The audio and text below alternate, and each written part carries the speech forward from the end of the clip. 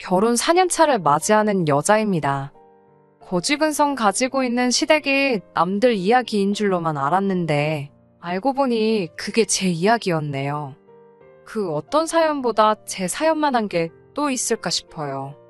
남편하고는 취직하고 얼마 되지 않아서 소개로 만나게 되었고 별다른 다툼 없이 2년을 좀 넘는 시간 동안 잘 연애를 했어요. 주변에서도 결혼 언제 하냐는 이야기가 나올 정도로 제법 잘 어울리고 괜찮은 커플이었고 그래서 자연스럽게 저희도 당연히 우리가 결혼하게 되겠구나 생각을 갖게 되었습니다.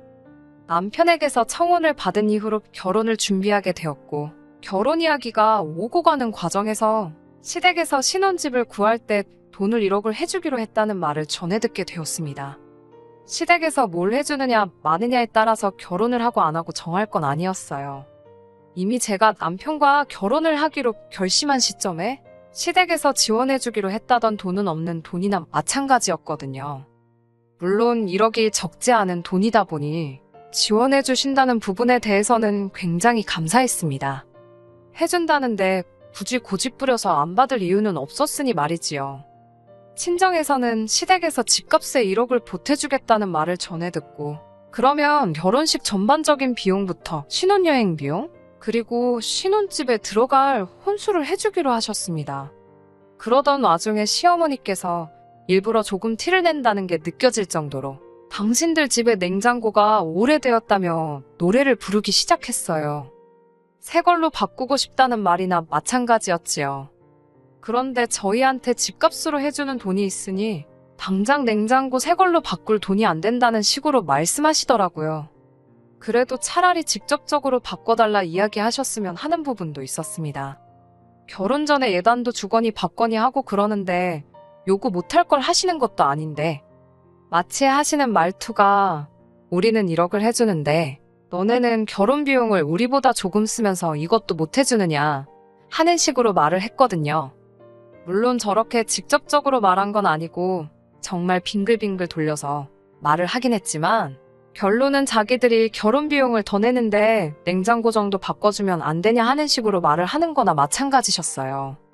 거기에 저희 혼수 알아보는데 냉장고 하나 더 하면 추가 할인이 들어가는 것도 있고 해서 절약도 많이 할 수 있었거든요. 그래서 그냥 더 길게 끌고 말이 서운하네 마네 그런 거 따지기도 피곤해서 어머님 댁에 냉장고부터 바꿔드렸습니다. 그런데 막상 신혼집 끝전을 치를 때가 돼서 시어머니가 말을 바꾸더라고요.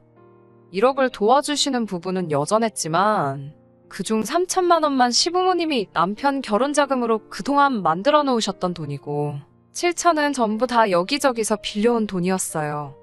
그런데 당신들은 돈 갚을 능력이 안 될 것 같다고 그 돈을 저희 보고 갚으라고 하는 겁니다. 결혼식 날짜 잡아놓고 집 계약도 다 해놓고 신혼여행 예약은 물론 혼수까지 이미 다 해놓은 상황이었거든요. 남편도 시어머니가 이렇게 나올 줄은 몰랐던 건지 엄청 당황하더라고요. 예산을 딱 맞추어서 결혼식 준비를 하고 있었기 때문에 그 7천만 원이 없으면 당장 집 구하는 데는 어려움이 따르는 부분이었습니다. 말씀드린 대로 시댁에서 지원해주기로 했던 그 돈이 아니었어도 남편과는 애초에 결혼해도 좋겠다는 마음을 먹게 만들 정도로 저한테 잘해주던 사람이었고 그 사실은 변하지 않는 거잖아요. 심호가 난데없이 이제 와서 말을 바꾸는 부분에 대해서는 솔직히 파혼까지 생각할 수 있을 만큼 서운하게 만드는 일이었지만 그 돈이 없었어도 어차피 신혼집을 구하는 과정에서 모자란 부분에 대해서는 저희가 대출을 받아서라도 집을 구하게 되었을 터이니 좋은 게 좋은 거다 하고 그냥 넘어가기로 했어요.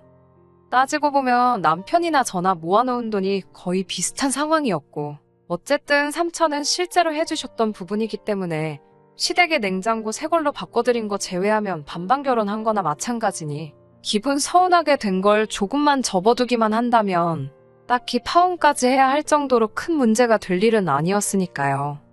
요즘 세상에 대출도 능력이라는 말이 있긴 하지만 저는 빚을 극도로 싫어해요.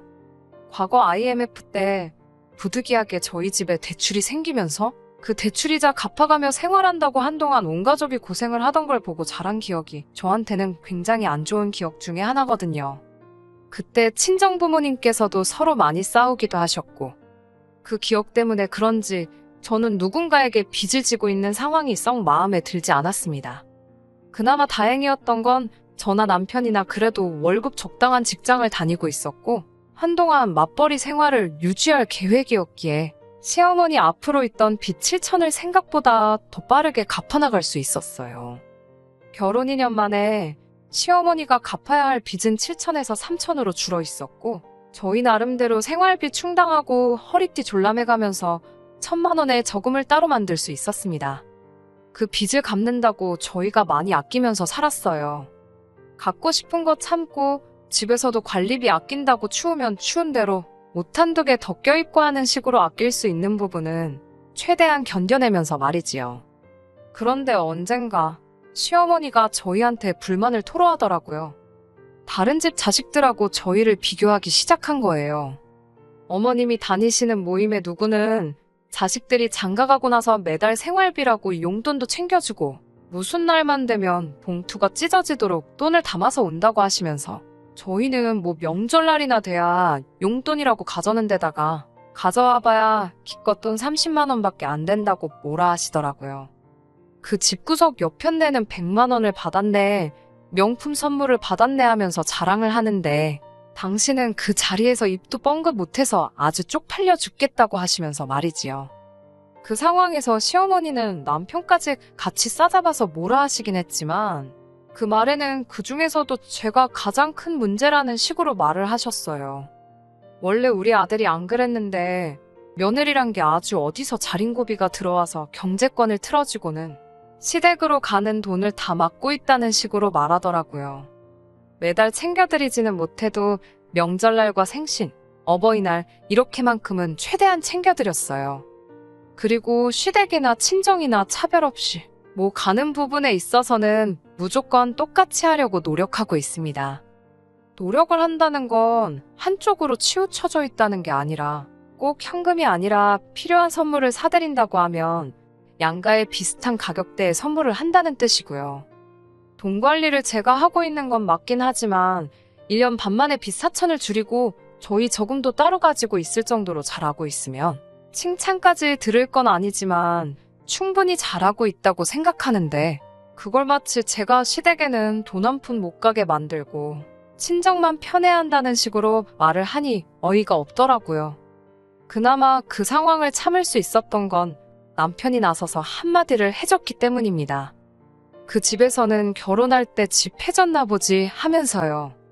생각도 안 했던 대출 갚고 있는데 말 그렇게 하면 섭섭하다면서 우리한테 뭐라고 하기 전에 그 옆편네라는 분한테 아들 장가갈 때 얼마나 해줬냐고 먼저 물어보라고 딱 잘라서 말해주니 얼마나 고맙던지요.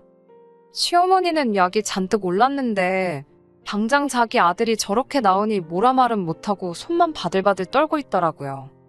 그래도 남편이 중간 역할을 잘 해주고 있는 상황이었으니 제가 따로 걱정할 일은 없었어요. 하지만 시어머니는 이걸 계기로 오히려 저희를 더 벼르고 있었던 것 같더라고요. 작년 초가 돼서 시어머니 앞으로 받았던 대출은 다 정리를 하게 되었습니다. 요즘 금리를 보면 사실 대출 조금 가지고 가는 것도 나쁘지 않은 상황이기는 했는데 그렇다고 해서 저희가 여유자금을 어디 투자하고 있는 것도 아니고 현금으로 가지고 있는 게 최고라길래 그러고 있는데 괜히 낮은 이자에 얼마 남지 않았다고 해도 달마다 대출이자 나가게 둘 필요는 없다고 생각해서 대출금부터 싹 정리를 했어요. 큰 숙제 끝낸 것 같고 이제부터 진짜 결혼 생활 시작이라는 기분도 들고 여러 가지로 시원섭섭하더라고요. 어쨌든 큰일이 넘어갔으니 자축하는 의미에서 가족들 불러 모아 식사하는 자리를 가졌습니다. 친정 식구들 불러서 식사하는 자리도 있었고 시댁 식구들 불러 모아 식사하는 자리도 따로 갖게 되었네요. 그런데 시어머니가 저희 집에 오더니 정말 전에 없던 거지근성을 부리기 시작하는 겁니다. 저희 결혼 생활하는 4년 사이에 집값이 엄청 올랐어요. 저희 집 샀을 때랑 비교했을 때 1억 5천이 넘게 올랐거든요. 집값 오른 것만 보면 좋은 일이긴 한데 그건 우리 집만 올랐을 때 이야기라고 생각해요. 요 몇 년 사이에 집값이 저희 집만 오른 게 아니잖아요. 다른 데는 저희 집 오른 게 오른 것 같지도 않게 느껴질 정도로 엄청 치솟아버린 곳도 있고요. 그리고 집값이 올랐다고 해서 그건 부동산이 오른 거지 저희 재산이 늘어난 건 아니잖아요. 그게 체감이 되려면 집을 팔아서 그 돈이 제 손에 들어와야지 집값이 올랐구나 느껴지는 거잖아요. 그런데 시어머니는 집값 오른 게 다 당신 덕이라고 하는 겁니다. 당신이 저희 결혼할 때 1억을 안 해줬으면 저희가 이 집을 못 샀을 거 아니냐고 하시더라고요. 그러니 1억 5천 집값 오른 게 당신 공이 크다면서 11월에 시집 가게 된 신우 결혼 비용을 저희 보고 내라고 이야기하시더군요. 애초에 시모가 신우한테도 말하길 저희가 결혼할 때 시댁돈을 다 끌어가 놓고선 얼굴에 철판 깔고 한 푼도 돌려주지를 않는다며 기브앤테이크도 모른다고 뭐라 했었나 봐요. 신우는 그 말을 고지곳대로 믿어서는 저희 때문에 자기 완전 팔려가게 생겼다면서 한바탕 난리가 난 적이 있었거든요. 다른 건 몰라도 다른 사람도 아니고 남편 여동생인데 축의금으로 돈 100만 원 정도는 할 생각을 가지고는 있었는데 막상 신우 결혼 자금을 이런 식으로 저희 보고 내게 만들려고 하니 이럴 거라고는 상상도 못했고 그나마도 돈 얼마 축의금으로 주려던 것도 주기 싫어지더라고요. 신우도 솔직히 양심이 있다면 그러면 안 되는데 당장 남자애 가는 거에 비해 꿀리게 해가서 시집가서 시댁 눈치란 눈치는 다 보게 생겼으니 그건 싫었는지 시어머니 따라서 막무가내로 저희 보고 해달라는 식으로 나오더라고요. 집값 오르지 않았냐고 우리는 돈 많이 벌지 않았냐고 하면서 욕심 좀 그만 부리라면서요. 보다 못한 남편이 가족들 다 같이 식사하자고 모인 자리에서 또 한마디 하더라고요. 거지근성 좀 그만 부리라고. 집값이 우리 집만 올랐냐고. 다른 집도 다 올라서 이 집 팔아봐야 세금 떼고 못 떼고 하면 더 좋은 집은 커녕 더 구린 집으로밖에 못 가는 거 모르냐고 하는 겁니다. 가뜩이나 이제 겨우 빚 다 갚았는데 집이라고 있는 거 괜히 집값은 올라가지고 세금만 더 내게 생겼다고. 그리고 시모한테는 다시 이제 우리 돈 다 갚았다고 그러니까 신우한테도 7천 해주고 그 돈 결혼 후에 알아서 갚으라고 하라고 하라더군요. 그래도 내 남편이라고 내가 하고 싶었던 이야기만 쏙쏙 골라가지고 하는데 속이 다 후련하더라고요. 차라리 집값 올랐다고 한턱 쏘라고 했으면 쐈을 텐데 이건 뭐 날강도 아니고 자기 딸 결혼을 아들 내외가 힘들게 벌어놓은 돈 가지고 시키려고 하다가 시어머니 결국 또 본전도 못 찾고 된통당하게 되었지요. 여기서 끝났으면 저도 어느 정도 남편의 대응에 기분이 많이 섭섭하지도 않았고 좋게 좋게 넘어갈 수도 있었는데 시모와 신우가 뒤끝을 부리기 시작한 거예요. 신우와 남편이 공통으로 알고 있던 지인들부터 해서 시외가 사람들한테 저희들 뒷담화를 아주 있는 대로 하셨더라고요. 하지만 이 모든 상황에 항상 제일 나쁜 사람은 이 모든 일의 원흉이 저인 것처럼 이야기를 하고 다녔더라고요. 남편이 결혼 전에는 가족들을 제일 먼저 챙기고 첫 월급 탔을 때 부모님 선물도 사주고 대학생이던 신우 용돈도 주고 했었는데 이제는 가족들 뒷전이고 돈 밝히는 지 마누라한테 꽉 붙잡혀서는 1,000원짜리 한 장 쓰는 것도 덜덜 떤다는 식으로요. 시어머니와 신우가 그런 말을 퍼뜨리고 다닌다는 사실도 그랬지만 사실 중간에서 이런 상황이다 하고 말 전하는 남편 지인들부터 시외가 친척들까지 제 입장에서는 전부 다 마음에 들지 않았습니다. 오죽하면 제가 이런 소리 들어가면서 살바해 그깟 신우 결혼자금 내주고 2번 다시 아무 말도 못하게 만들어주는 게 마음이라도 더 편하겠다 하는 생각이 들었어요. 남편은 뭐 남들이 하는 말에 신경 쓰냐면서 우리가 잘못한 게 있는 것도 아니고 그냥 신경 쓰지 말라고 했지만 그래도 자꾸 마음에 걸리더라고요. 남편도 괜찮은 척 하고는 있지만 곧 있으면 자기 여동생이 결혼하는데 뭐라도 하나 해주고 싶은 마음이 얼마나 들었겠어요.